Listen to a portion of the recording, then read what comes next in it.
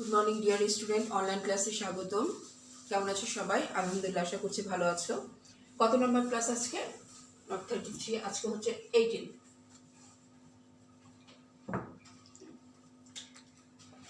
আমাদের 18তম, সরি আজকে হচ্ছে আমাদের 19 ক্লাস। আমরা কি পড়ছিলাম? যুক্তিবিদ্যা প্রথমত আমাদের অধ্যায় ছিল দ্বিতীয় অধ্যায়,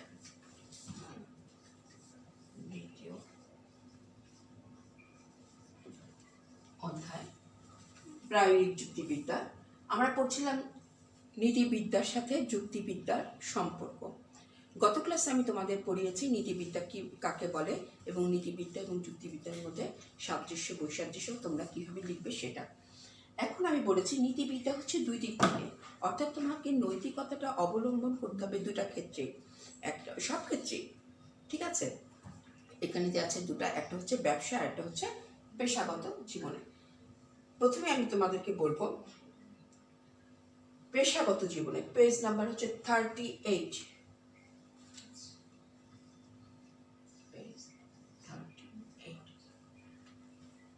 এখানে তুমি দেখো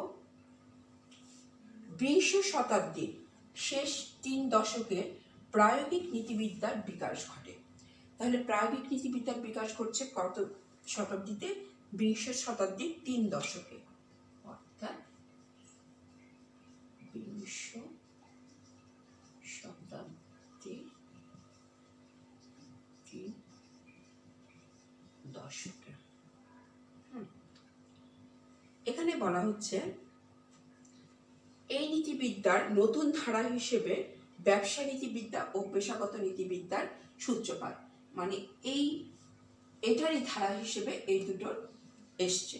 প্রথমে আমি পড়াচ্ছি পেশাগত। পেশা কোনটা? এই যে আমি যে তোমাদের পড়াচ্ছি, আমি টিচার, এটাই হচ্ছে আমার পেশা। আমার দিক থেকে আমি শুরু করছি। হ্যাঁ, এখানে বলছে ব্যবসা বাণিজ্যের ক্ষেত্রে নৈতিক নিয়মাবলী প্রয়োগে পরিবেশের সমাজে কল্যাণ ও অকল্যাণের বিষয়গুলো যৌক্তিক দিক থেকে বিবেচনা করা হয়। বর্তমানে ব্যবসা বাণিজ্যের ক্ষেত্রে আচ্ছা, পেশাগত নীতিবিদ্যার আমাদের বইতে প্রথমে আছে ব্যবসায়। তাহলে আমি ব্যবসার থেকে চলি। আজকাল যে ব্যবসা, ধরো তুমি মাছ কিনতে গেছো, মাছ কিনতে গিয়ে দেখা গেল যে তুমি বাসায় আনার পরে বুঝলে যে তোমাকে দেখালো অনেক ভালো, কিন্তু আনার পরে দেখলে যে তার সাথে অনেক পচা মাছ আছে। এখন তুমি যখন তখন মনে কি হবে, লোকটা কি তোমাকে বলেছিল? যে যদি তোমাকে না বলে থাকে তাহলে তুমি চিন্তা করে দেখো সে কি নৈতিকতাটা অবলম্বন করলো, তার ব্যবসা সে ঠিক করলো নৈতিকতা। বা তুমি ধরো তুমি একটা ফার্নিচার কিনলে, ঠিক আছে, ফার্নিচার আনার পরে কিছুদিন পরে ব্যবহার করার পরে দেখলে যে ওটা তাড়াতাড়ি নষ্ট হয়ে গেল, কিন্তু আরেকজনই তোমার পাশে কিনেছে অন্য জায়গা থেকে, তুমি যে জায়গা থেকে কিনেছো সেটা তুমি ঠকে এসছো, তাহলে সে কি তার ব্যবসার ক্ষেত্রে নৈতিকতা অবলম্বন করলো না করলো না? এখানেই দেখা যাচ্ছে যে ব্যবসার ক্ষেত্রে আমরা অনেক সময় নৈতিকতাটা অবলম্বন করি না, কিন্তু এটা খুবই জরুরি, তাহলে এটা আজকে আমাদের সমাজে এত অবক্ষয় হতো না। এখানে তাহলে কি বলছে দেখো, ব্যবসা বাণিজ্যের ক্ষেত্রে পেজ নাম্বার 38-এর সেকেন্ড প্যারা, নীতিবিদ্যা এখানে সেকেন্ড প্যারায় দেখো কি আছে। প্রথমেই বলছে যে ব্যবসা বাণিজ্য যুক্তিবিদ্যার যুক্তি কৌশল ও যুক্তি প্রক্রিয়া ব্যবসায় নীতিবিদ্যা ও পেশাগত নীতিবিদ্যার সকল ক্ষেত্রে অনন্য ভূমিকা রাখে। অর্থাৎ এখানে তোমাকে কোশ্চেনটা আসতে পারে, যুক্তিবিদ্যার ক্ষেত্রে কিভাবে নৈতিকতার যে ব্যবসার পেশাগত এক্ষেত্রে কীভাবে নীতিবিদ্যা তোমাকে কার্যকরী ভূমিকা রাখে। এখানে বলছে যে অনন্য ভূমিকা রাখে, কেননা ব্যবসা বাণিজ্যের ক্ষেত্রে নৈতিক নিয়মাবলী প্রয়োগের পাশাপাশি পরিবেশ ও সমাজের কল্যাণের ও অকল্যাণের বিষয়ে যৌক্তিক দিক থেকে বিবেচনা করা হয়।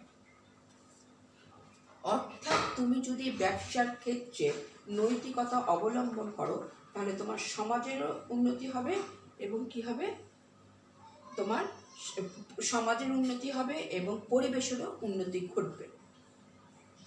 বর্তমানে ব্যবসা বাণিজ্যের ক্ষেত্রে ব্যবসা প্রতিষ্ঠান ও মালিক শ্রেণীর স্বার্থ ও কল্যাণের পাশাপাশি ব্যবসার সঙ্গে সংশ্লিষ্ট বিভিন্ন শেয়ার হোল্ডার, কর্মকর্তা কর্মচারী, এজেন্ট পরিবেশক, ক্রেতা ও জনগণের স্বার্থের প্রতি দৃষ্টি দেওয়া হয়।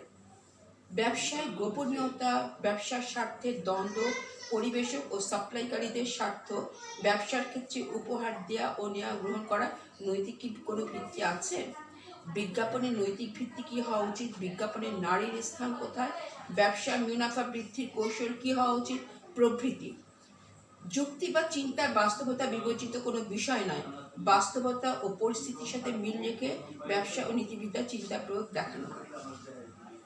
আচ্ছা, এখন তোমাদের যেটা আমি পড়ে শোনালাম, এখানে বলছে যে ব্যবসার ক্ষেত্রে আমরা যদি সঠিক নৈতিকতা অবলম্বন করি তাহলে আমাদের সমাজ এবং পরিবেশ সব কিছুই কী হবে?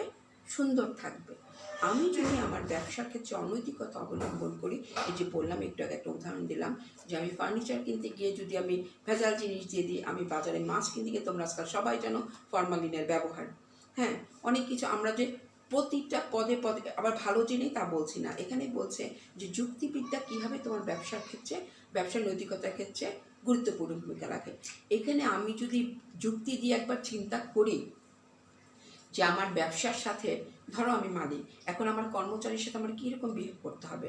আবার অন্য ক্ষেত্রে আবার দেখো, আমরা ঘুষ জিনিসটা সবাই কম বেশি জানি। আমার কি ঘুষ নেওয়ার, আমার কর্মচারীর কাছ থেকে আমি ঘুষ নিতে পারি? এক্ষেত্রে তোমাকে কি করতে হবে? তোমার বাস্তবতা দিয়ে, যুক্তি দিয়ে সব কিছু বিচার করতে হবে। আবার এখানে আরেকটা দিয়েছে যে আমরা যে আজকাল যে বিজ্ঞাপন দেখাই, সেখানে নারীর ভূমিকা কি, এমন কিছু কিছু বিজ্ঞাপন দেখায় যেখানে নারী না থাকলেও চলে, কিন্তু সেখানে আমরা সেখানে প্রদর্শন করছি, এবং সেটা কতটা নৈতিকতা সম্পন্ন। তাহলে এই যে কাজগুলো আমরা করে থাকি, তাহলে আমাদের যে আমাদের কাজের সাথে আমাদের যে ব্যবসার যে এইগুলোকে, এই এত যে দ্বন্দ্ব লাগে, এত যে সমস্যা হয়, আমরা যদি আমাদের নৈতিক যুক্তি দিয়ে, বাস্তবতা দিয়ে বিচার করি, তাহলে আমরা অবশ্যই আমাদের পরিবেশ এবং সমাজ সুন্দর হবে, যে নৈতিকতা প্রয়োগ করে আমরা আমাদের ব্যবসা কার্য পরিচালনা করি। ঠিক আছে, তোমরা আমার বিশ্বাস, তোমরা এতটুকু বলে নিজেরাই বানিয়ে অনেক কিছু লিখতে পারবে, তোমরা এটা আমার চেয়ে অনেক বেশি ভালো বোঝো। ঠিক আছে, জাস্ট মনে রাখবে যে ব্যবসার ক্ষেত্রে অবশ্যই আমাদের নৈতিকতাটা অবলম্বন করা উচিত। যদি তাই করতাম, হয়তো আমার প্রথম লাভ হতো না, অনেক কিছু লাভ হবে না, কিন্তু আমি মানসিক দিক থেকেও ঠিক থাকবো, এবং আমি যে আমাকে ক্রেতাকে আমি জিনিসটা দিচ্ছি, সেও তাহলে আমাকে পুনরায় আবার আমার কাছে আসবে। কিন্তু আমি যদি আজকে একটা ক্রেতাকে খারাপ জিনিস দিয়ে দিই, সে কি আমার কাছে আর আসবে নেক্সট টাইম? অবশ্যই আসবে না। তাহলে আস্তে আস্তে আমার ব্যবসাটাও ধসে যাবে। এই জন্য বলে, তুমি যদি সৎভাবে ব্যবসা করো, তাহলে তুমি অটোমেটিকলি তোমার ব্যবসা আস্তে আস্তে উন্নতি ঘটবে। এবং এক্ষেত্রে যুক্তিবিদ্যা, তার যৌক্তিকতাটা কাজে লাগে, যে তুমি বাস্তবতা দিয়ে, যুক্তি দিয়ে বিচার করো। এটা গেল ব্যবসা। এখন আসো পেশাগত। এই যে আমি তোমাদের পড়াচ্ছি, বা একজন ডাক্তার চিকিৎসা করাচ্ছেন, তার পেশা ডাক্তারি। আচ্ছা, তোমরা পেপারে অনেক কিছুই দেখো হাসপাতালগুলোতে, যে কীভাবে, এই যে গতকালে আমি দেখলাম যে করোনার এই যে টেস্ট করাচ্ছে, এক এক হাসপাতালে এক এক টাকা নিচ্ছে, এক এক রকমভাবে, কারণ যার থেকে যেভাবে পারছে। এটা কি আমাদের পেশাগত জীবনে ঠিক? ডাক্তাররা যে করছে, বা এরকম যারা টেস্ট করাচ্ছে ল্যাবে, তারপরে দেখা হচ্ছে যে আমরা এমনও ঘটনা শুনেছি, তাই না, আইসিইউতে লাশ রেখে লাশ দেওয়া হচ্ছে না যতক্ষণ পর্যন্ত পেমেন্ট দিচ্ছে। তারপরে আমার কথাই ধরো, আমি তোমাদের পড়াচ্ছি, এখন আমি যদি না পড়িয়ে তোমাদের, যখন ক্লাস চলছিল, এখন তো আমাদের সব কিছুই বন্ধ, আমি যদি না পড়িয়ে বলতাম আসো আমার কাছে প্রাইভেট পড়তে আসো, ক্লাসে আমি কিছুই বোঝাচ্ছি না, সেই পড়াগুলোই আমি তোমাদের প্রাইভেটে পড়াচ্ছি, তাহলে কি আমি নৈতিকতাটা ঠিক করতাম আমার পেশাগত জীবনে? না। তাহলে এখানেই বলছে, এখানেও যুক্তিবিদ্যা গুরুত্বপূর্ণ ভূমিকা পালন করে, যে তুমি তোমার যুক্তিটা তুমি ঠিক রাখো, তোমার নৈতিকতাটা তুমি ঠিক রাখো, যে তুমি যে তোমার এই যে পেশাগত জীবনে, আমিও ঠিক, যদি আমি পেশাগত জীবনে আমি ঠিক মতো আমার নৈতিকতাটা অবলম্বন করে করাই, তাহলে কি হবে? সব কিছু, আমার পরিবেশও ঠিক থাকবে এবং আমার সমাজটাও সুন্দর হবে। এই নৈতিকতার অভাবে আজকে এত বিশৃঙ্খলা, আজকে এত দ্বন্দ্ব, আজকে এত কিছু। তাহলে আমাদের কী করতে হবে? এখানে উদ্দীপকগুলো খুব সহজেই তোমরা বুঝতে পারবে, বইয়ের পিছনে দেওয়া আছে, বোর্ডের কোশ্চেনগুলো দেখবে, যে এক্ষেত্রে এই বোর্ড প্রত্যেক বছর এখান থেকে একটা করে কোশ্চেন আসে। তাহলে এখানে কি আছে? নৈতিকতার ক্ষেত্রে দেখো, এখানে দেওয়া আছে, ব্যক্তি ও প্রতিষ্ঠানের সাথে সংশ্লিষ্ট কর্মকর্তা কর্মচারীদের নৈতিক দায়িত্ব, কর্তব্য, পেশাগত নীতিবিদ্যার মৌলিক দিক। যে ব্যক্তি যে প্রতিষ্ঠান বা পেশায় নিয়ে যদি থাকুক না কেন, তার একটা নৈতিক দায়িত্ব আছে। প্রতিষ্ঠান যদি কোনো ব্যক্তির পেশাগত দায়িত্ব পালনের জন্য মঙ্গলসূচক কোনো কর্মকাণ্ড করে, তাহলে ওই ব্যক্তির জন্য শর্তহীনভাবে প্রতিষ্ঠানের উন্নয়নে কর্তব্য পালন করা বাধ্যকতা এসে দাঁড়ায়। এখানে বলছে যেমন ধরো আমি মার্টিন লুথারে কাজ করছি, এখন আমার প্রতিষ্ঠান যদি আমার পাশে থাকে, আমাকে এতটা সহযোগিতা করে, তাহলে কি আমার উচিত নয় যে এই প্রতিষ্ঠানের উন্নয়নের জন্য আমার কিছু করা, বাড়তি কিছু? আমার প্রতিষ্ঠান যদি আমাকে এতটা সহযোগিতা, আমারও উদ্বুদ্ধ হয়ে সেই প্রতিষ্ঠান করার জন্য নিজে থেকে কিছু করা উচিত। তাহলে বুঝতে পারছো যে প্রত্যেকটা ব্যক্তির মালিকের কর্মচারী এত সুন্দর সম্পর্ক থাকা উচিত এবং নৈতিকতা দিয়ে চিন্তা করা উচিত যে আমার কিছু কাজের জন্য যদি ওখানে কোনো অঘটন ঘটে, সবসময় সেক্ষেত্রে সতর্ক থাকা উচিত। এবং মালিকেরও উচিত যে কর্মচারীর প্রতি নজর দেওয়া, যে আমি তাকে যদি এতটুকু খুশি করতে পারি, তাহলে তার আমার প্রতিষ্ঠানই উন্নত হবে। তাহলে এই কথাগুলো লিখছে যে শর্তহীনভাবে প্রতিষ্ঠানে উন্নয়নে কর্তব্য পালন করার বাধ্যবাধকতা এসে দাঁড়ায়। ইমানুয়েল কান্ট, জার্মান বিচারবাদী দার্শনিক ইমানুয়েল কান্ট ছিলেন নৈতিকতার একজন অন্যতম ধারক। তিনি বলছেন, কর্তব্যের জন্য কর্তব্য করার কথা বলেছেন। সমাজ ও রাষ্ট্রের কল্যাণ স্ব পেশার ব্যক্তি কর্মকর্তা কর্মচারীদের উপর নিজ পেশাগত দায়িত্ব ও মনোভাব নিয়ে কর্তব্য সম্পাদন করা বাধ্যবাধকতা এসে দাঁড়ায়। সাম্প্রতিককালে নৈতিক যুক্তি প্রয়োগের ভূমিকা ব্যবসা ও পেশাগত নীতিবিদ্যা অনন্য স্থান দখল করে আছে।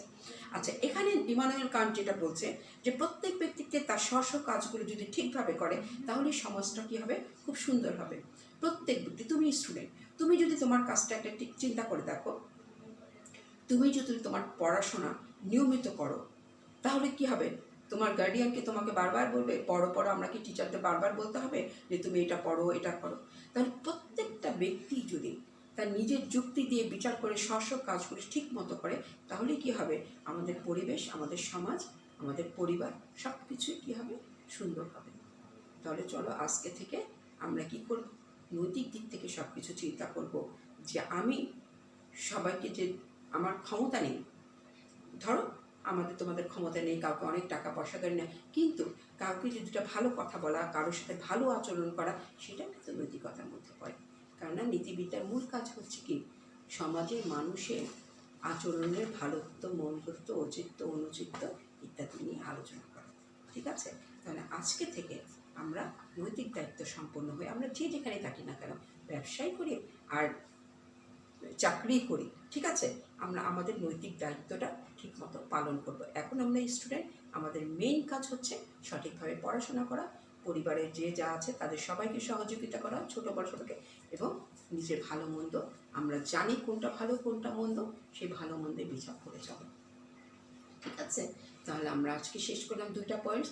প্রথম দিন পড়িয়েছি দর্শনের সাথে সম্পর্ক, আজকে আমি শেষ করলাম কিসের সাথে সম্পর্ক? নীতিবিদ্যার সাথে। তার মধ্যে 2টা অংশ।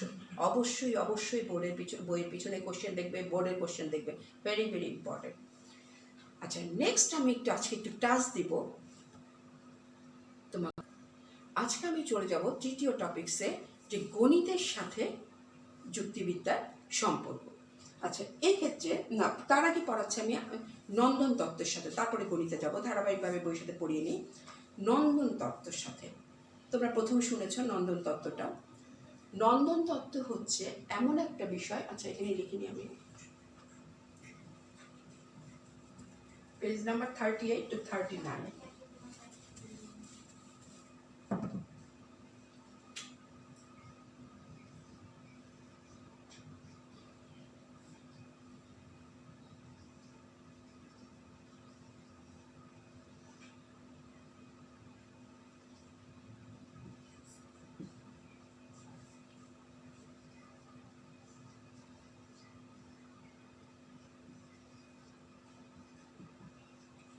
নন্দন তত্ত্বের ইংরেজি শব্দ অ্যাস্থেটিক। এটা আমরা শিখবো, এটা প্রতি বছরই আসে। নন্দন তত্ত্ব কাকে বলে এটা আমরা জ্ঞানমূলক থেকে শিখে ফেলবো। ঠিক আছে? কাকে বলে পেজ নাম্বার বলছি, জ্ঞানমূলকে।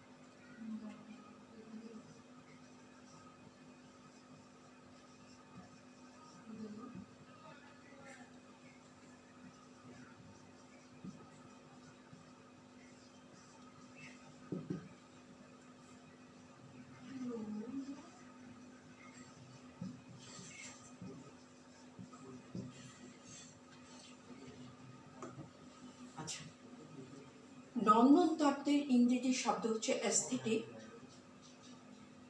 এটি যুক্তিবিদ্যার এমন একটি শাখা যা সৌন্দর্য, শিল্প, রসবোধ, রুচিবোধ, খেয়াল করো, সৌন্দর্য, শিল্প, রসবোধ, রুচিবোধ নিয়ে আলোচনা করে এবং সুন্দরের প্রশংসা করে।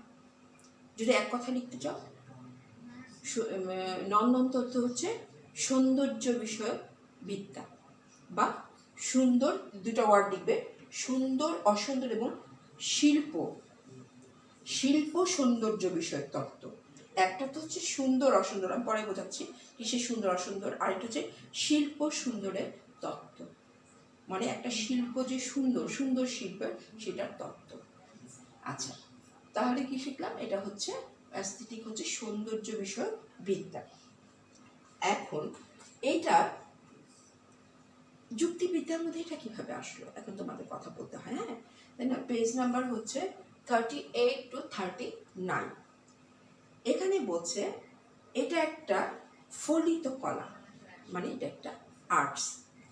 এই আর্টসের কাজ হচ্ছে প্রত্যেক ফলিত কলা কোনো না কোনো একটা বিজ্ঞানের উপর ভিত্তি করে গড়ে ওঠে। তোমরা আমরা আগেই পড়িয়েছি তোমাকে যে প্রত্যেকটা আর্টসের একটা ভিত্তি থাকে, কি বৈজ্ঞানিক ভিত্তি থাকে, এটা একটা বিজ্ঞানের উপর ভিত্তি করে গড়ে উঠেছে। যেমন ফলিত নৌবিদ্যার উদ্ভব হয়েছে জ্যোতির্বিজ্ঞানের উপর ভিত্তি করে। বস্তুত সকল কলাই যুক্তিবিদ্যার উপর নির্ভরশীল। আর যেহেতু প্রত্যেকটা বিজ্ঞান কি হচ্ছে যুক্তিবিদ্যার উপর নির্ভরশীল, আমি আগেই পড়িয়েছি, যদি ভুলে যাও তাহলে সকল বিজ্ঞানের বিজ্ঞান যেটা দেখে নিও।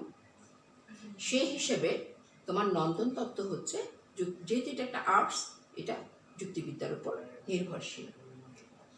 যুক্তিবিদ্যাকে বলা হয় সকল কলার কলা। আর এই দাবি থেকে যুক্তিবিদ্যা শুধু বিজ্ঞান এবং কলা হবার নয়, যুক্তিবিজ্ঞানকে বিজ্ঞানের বিজ্ঞান এবং কলার কলা বলা হয়। আচ্ছা, science of sciences and arts of arts. আচ্ছা, যুক্তিবিদ্যা হচ্ছে সঠিক যুক্তির বিজ্ঞান, বিজ্ঞানের যৌক্তিক নিয়ম কারণ মেনে চলতে হয়।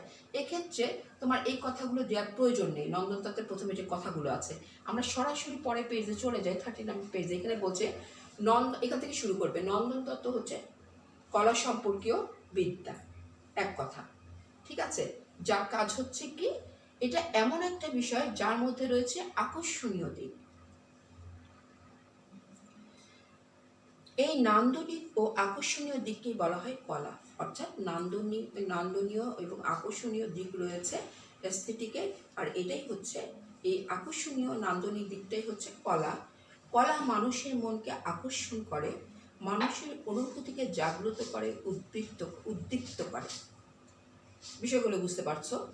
যে কোনো আকর্ষণীয় বিষয় কি মানুষের অনুভূতিকে, তোমাকে যে জিনিসটা আকর্ষণ করবে সেটা অবশ্যই তোমার অনুভূতিকে কি করবে, জাগ্রত করবে এবং তোমাকে উদ্দীপ্ত করে তুলবে। সৌন্দর্য পিপাসু মানুষ কলাকে ভালোবাসে। যে বস্তুর মধ্যে নান্দনিক দিক বা আর্ট রয়েছে সেটি অন্যগুলো থেকে আলাদা, পৃথক ও স্বতন্ত্র। অর্থাৎ যে বস্তুটার একটা নান্দনিক দিক আছে, সেই বস্তুটা স্বভাবতই আর 8-10টা বস্তু থেকে আলাদা। নিজ গুণেই বস্তুটি আলাদা হয় এবং স্বতন্ত্র হয়।